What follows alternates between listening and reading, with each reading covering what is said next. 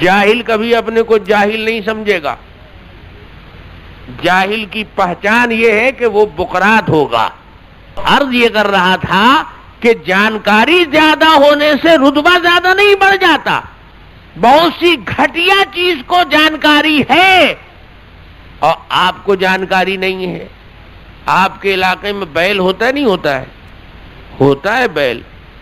اچھا گدھا بھی ہوتا ہوگا. تو بیل گدھے کو آپ لوگ کیا کھلاتے ہیں؟ مرغا پلاؤ.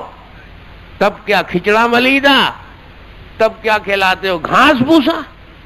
اچھا ہری ہری گھاس جا کر آپ کاٹ کر لے آؤ جنگل سے، کھیت سے، آپ بیل کے پاس رکھ دو تو وہ سب گھاس کو نہیں کھائے گا. جو گھاس اس کو ناپسند ہے یا اس کے کھانے کی نہیں ہے اس کو سونگھ کر چھانٹ دے گا. چیک کرتا ہے. اس کے پاس ایسی ناک میں مشین دیا ہے اللہ نے کہ سونگھ کر وہ چھانٹ دیتا ہے. تو اس کی ناک میں اتنی طاقت ہے. آپ بھی سونگھ کے وہیں چھانٹ دیتے. کیوں اٹھا کر کے لایا؟ اتنا نقصان کیا. اپنی ناک بھڑا دیتے وہاں. تم نہیں چیک کر پا رہے تھے تو اپنے مولانا صاحب کو بھڑا دیتے کہ آپ ناک اس میں لگائیے، اپنی چیک کیجئے. تو مولانا صاحب کی ناک اتنا پاورفل نہیں ہے جتنا بیل کی ناک پاورفل ہے. تو بیل کا درجہ بڑا ہو جائے گا مولوی صاحب سے. ایسا سمجھنے والا تو بیل نہیں بلکہ گدھا ہوگا. پتہ یہ چلا کہ جانکاری زیادہ ہونے سے رتبہ زیادہ نہیں ہو جاتا ہے، مرتبہ بڑا نہیں ہو جاتا ہے. مرتبہ بڑا ہونے کے لیے الگ سے اس کا قاعدہ ضابطہ ہے.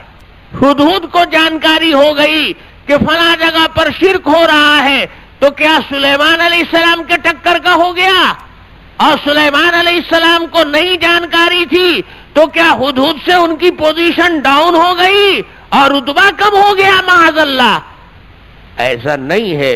تو اس لیے آدمی چونکہ بہت سی چیز کو نہیں بھی جانتا ہے، اگر کچھ چیز کو جانتا ہے، کچھ کسی کو معلوم ہے، کچھ کسی کو معلوم ہے، کچھ کسی کو معلوم ہے. اتنے بڑے علامہ ہیں، ولی ہیں، امام ہیں، حافظ ہیں، قاری ہیں، اور گھڑی پہنے ہوئے ہیں، گھڑی خراب ہو گئی تو اب قرآن کی آیت پڑھ کے دم کرنے سے ٹھیک ہو جائے گی؟ ہوگا نہیں. میرا درجہ اتنا بڑا ہے اور جاہل گھڑی ساز کے پاس ہم جائیں گے؟ اس کی تو پوزیشن کچھ نہیں ہے میرے سامنے. وہ تو جانا ہی پڑے گا. یہ علم تو اسی کو دیا ہے اللہ نے، آپ کو نہیں دیا ہے. یہ تو اللہ پاک کی تقسیم ہے. گھٹیا مخلوق کو بات چیز کی جانکاری دے دیتے ہیں اور بڑھیا مخلوق کو نہیں دیتے ہیں. تو اس سے پوزیشن ڈاؤن ہو جائے گی. ارے مچھلی، آپ تو سمندر کے قریب رہتے ہو نا، تو جانتے نہیں مچھلی کسے کہتے ہیں؟ اب مچھلی کا بچہ جب پیدا ہوتا ہے تو اس کو پہلے مچھلی سب ٹریننگ اسکول میں دیتے ہیں. تیرنا سیکھنے کے لیے اس کو اسکول میں پڑھنا پڑتا ہے نا؟ نہیں. مچھلی کا بچہ پیدا ہوا، مینڈک کا بچہ پیدا ہوا، تیر رہا ہے پانی میں، اور تمہارا بچہ اس مچھلی کے بچے سے افضل ہے کہ ہٹیا ہے؟ کم رتبے کا ہے؟ نہیں. تو اشرف المخلوقات. اب کوئی صاحب تھے ایسے ہی، خان صاحب کھوپڑا خراب، ان کو گھر میں بچہ پیدا ہوا تو اپنے بچے کو پیار کرتے کرتے پہنچ گئے ندی پر، دیکھا کہ مینڈک مچھلی کے بچے تیر رہے ہیں تو کہنے لگے بیٹا تمہارا درجہ بہت بڑا ہے، تم اشرف المخلوقات ہو، تم بڑے باپ کی اولاد ہو، اور مچھلی مچھر چل رہے ہیں، مینڈک تیر رہے ہیں، اس کے بچے تیر رہے ہیں، تو میں تم کو ڈالتا ہوں، تم بھی تیرو. اور ڈال دیا تو تیرتا کیا، وہ تو چلا گیا. یہ بدعقلی کی بات ہے. ارے تیرنا اللہ نے اس کو دیا ہے بغیر سکھائے پڑھائے، لیکن یہ اشرف المخلوقات ہے، تب بھی اس کو سیکھنا پڑے گا. یہ علم دیا ہے مچھلی مینڈک کو اللہ نے، انسان کو نہیں دیا ہے. تو انسان کی شان نہیں گھٹ جائے گی، رتبہ نہیں گھٹ جائے گا. وہ بڑے جاہل لوگ ہیں جو نبیوں کا مقابلہ کرتے ہیں ایسی چیزوں میں شیطان سے. کہتے ہیں شیطان ہر جگہ پہنچ جاتا ہے، विदाउट टिकट पहुंच जाता है। अच्छा, तो बिना टिकट चला जाता है तो आप बुजुर्ग टिकट क्यों लेते हो? आप भी विदाउट टिकट ही सफर करो। शैतान को अल्लाह ने ये पावर दिया है, ये वली बुजुर्ग आलिम को पावर नहीं दिया है। अगर ये भी विदाउट टिकट सफर करेंगे तो पता लग जाएगा कि कहां पहुंचते हैं। टाइम टेबल सब दिमाग का दुरुस्त हो जाएगा, जितनी चूल खसकी हुई है सब रास्ते पर आ जाएगी।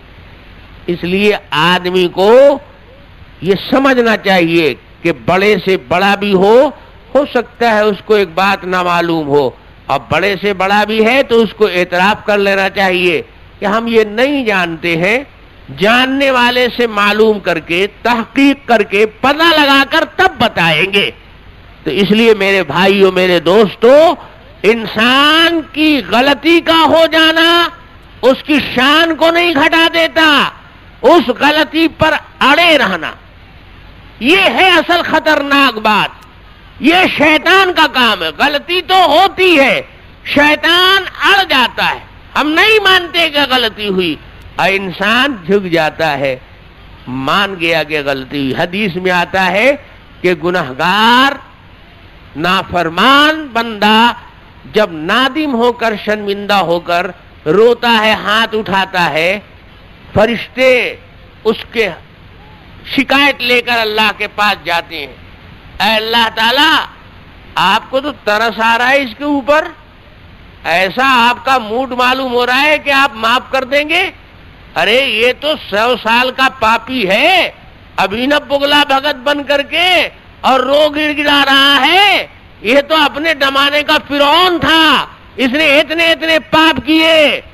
तो अल्लाह ताला फरिश्तों को खामोश करने के लिए पूछते हैं कि ऐ मेरे फरिश्तों, बताओ ये बंदा कहीं और माफी के लिए जा सकता है कि नहीं? और कहीं और माफी के लिए जा सकता है कि नहीं? और कोई दरवाजा है जहां से माफी हो जाए? तो फरिश्ते कहते हैं अल्लाह है तो मोमिन बंदा, मुशरिक नहीं है, इसके लिए तो कोई दूसरा दरबार है ही नहीं।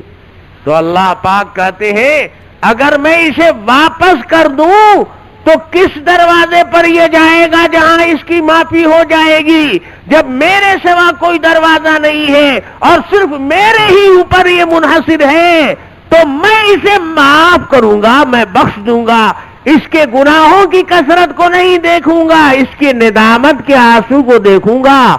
अल्लाह के हबीब सरवर कायनात सल्लल्लाहु अलैहि वसल्लम फरमाते हैं कि आंख से जो आंसू का कतरा टपक जाता है वो हीरे और मोती से ज्यादा कीमती होता है अगर निदामत का आंसू हो, शर्मिंदगी का आंसू हो। गलती हो जाना कोई बड़ी बात नहीं है, उस गलती पर अड़ना नहीं चाहिए। जहां एहसास हुआ फौरन मान लो कि हाँ गलती हो गई।